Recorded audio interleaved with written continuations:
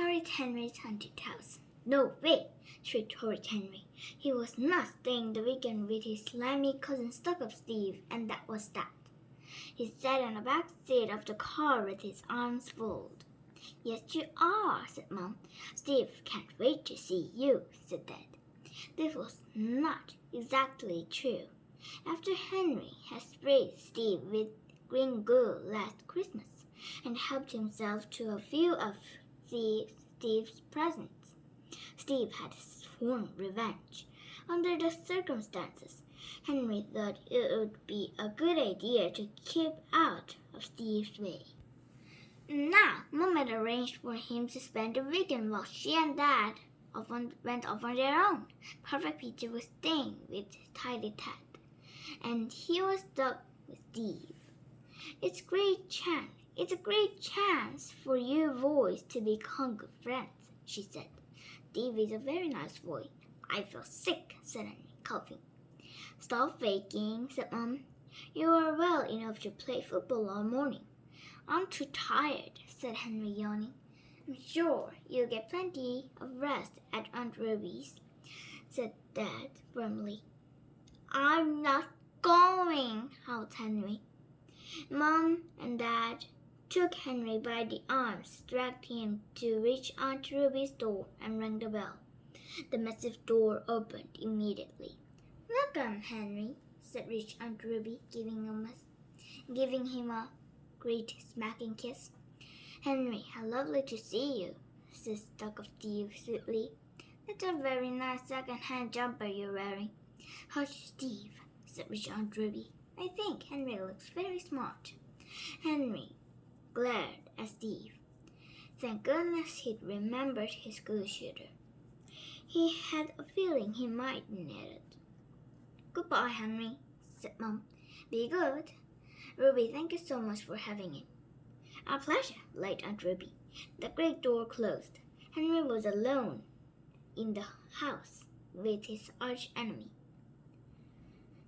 Henry looked grimly at Steve.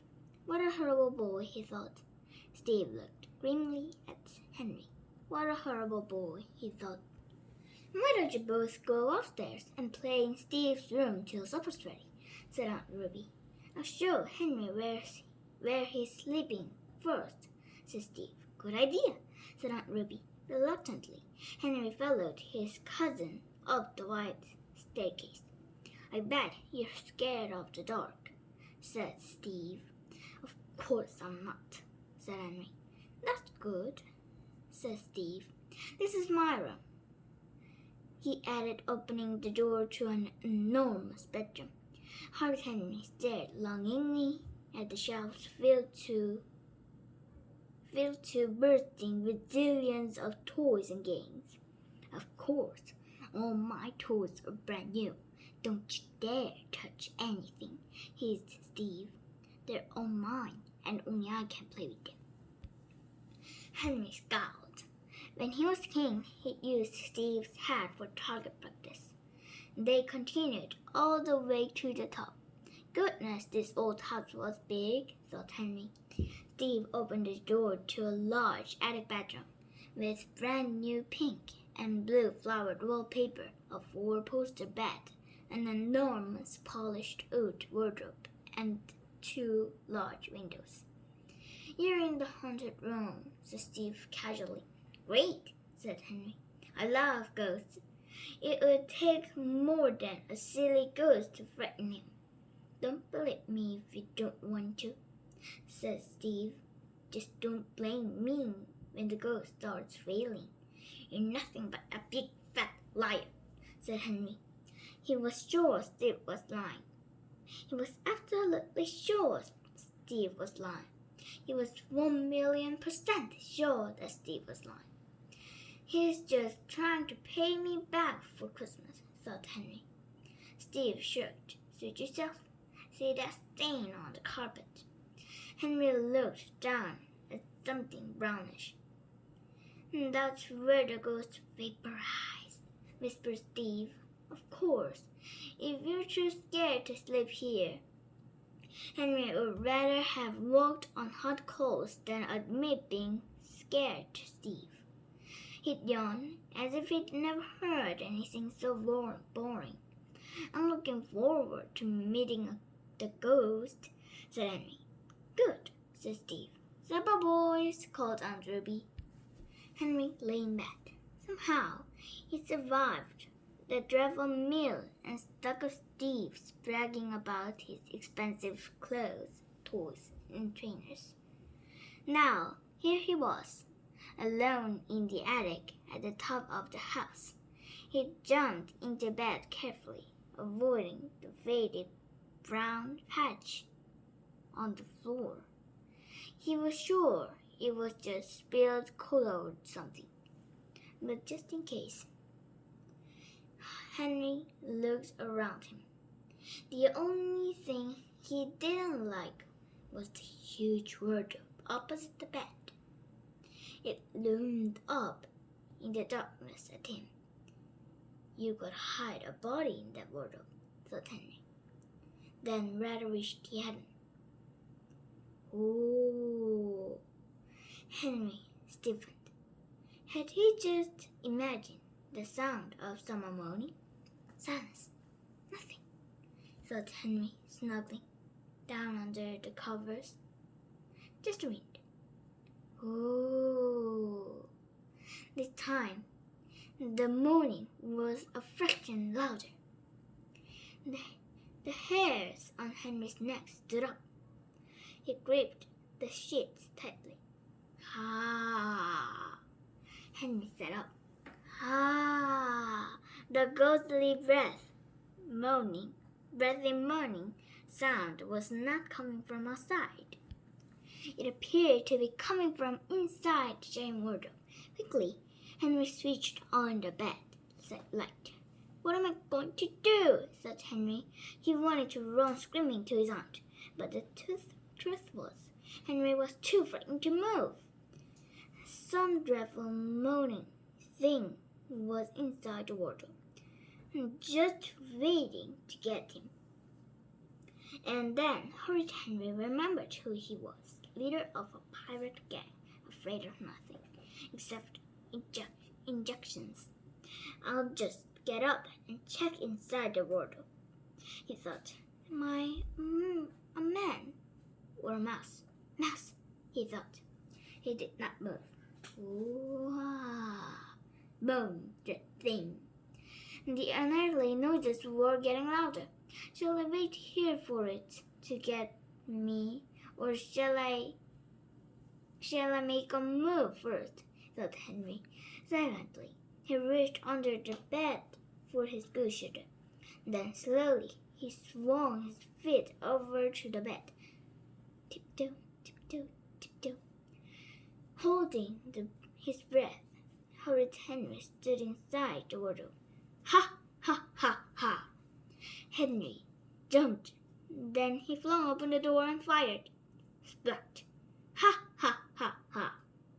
The wardrobe was empty, except for something small and greeny black on the top shelf.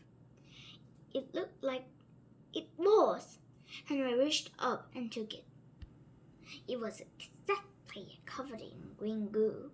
Inside was a tape. It was called Dr. Jekyll's Spooky Sounds. "Steve," thought Horrid Henry grimly. "Revenge." "Did you sleep well, dear?" asked Aunt Ruby at breakfast. "Glog," said Henry. "No strange noises?" asked Steve. "No," smiled Henry sweetly. "Why? Did you hear something?" Steve looked disappointed. Horrid Henry kept his face blank.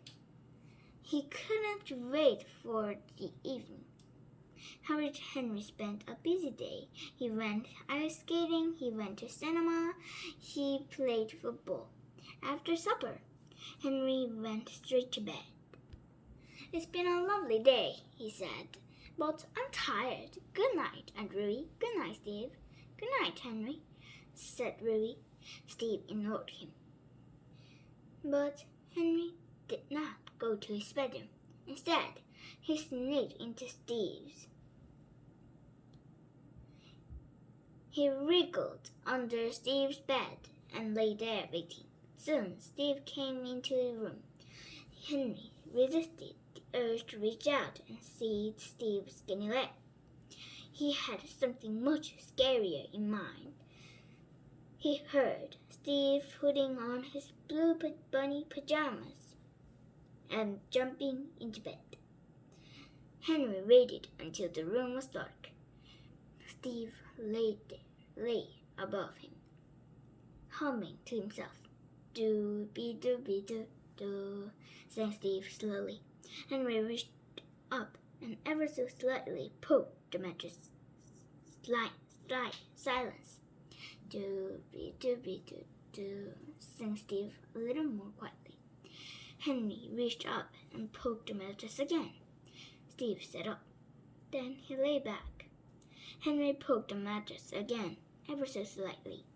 "It must be my imagination," muttered Steve. Henry allowed several moments to pass. Then he twitched at the vat. "Mummy," whimpered Steve. "Yeah!" Henry gave the mattress a definite poke. "Ah!" screamed Steve. He leaped up and ran out of the room. "Mummy, help! Monsters!"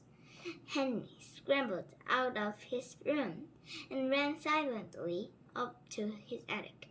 Quick as he could, he put on his pajamas, then clattered noisily back down the stairs to Steve's. Aunt Ruby was on her hands and knees, peering under the bed. Steve was shivering and quivering in the corner. "There's nothing here, Steve," she said firmly. "What's wrong?" asked Steve. "Nothing," muttered Steve. "You're not scared of the dark, are you?" said Henry. "Back the bad boys," said Aunt Ruby. She left the room. "Mommy, help, monsters," mimicked Henry, sticking out his tongue. "Mom," wailed Steve, "Henry's being horrid." "Go to bed, both of you," shrieked Ruby. "Watch out for monsters," said Henry. Steve did not move from his corner. "Want to swap rooms tonight?" said Henry. Steve did not wait to be asked twice. "Oh, yes," said Steve. "Go on up," said Henry. "Sweet dreams." Steve dashed out of his bedroom as fast as he could. "Tee-hee," thought Horrid Henry, pulling Steve's toys down from the shelves. Now, what would he play with first?